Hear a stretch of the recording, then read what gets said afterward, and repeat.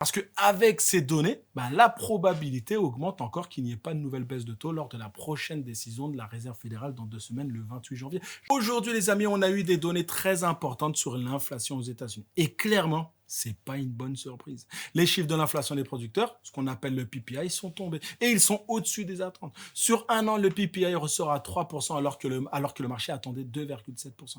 Même chose pour le PPI Core qui est lui aussi à 3% au lieu des 2,7% attendus. Ça peut sembler anodin, mais c'est en réalité un mauvais signal. Parce que quand les prix augmentent au niveau de la production, ça veut dire que les entreprises payent plus cher pour fabriquer leurs produits. Et en général, ce surcoût finit par se retrouver sur les prix en magasin.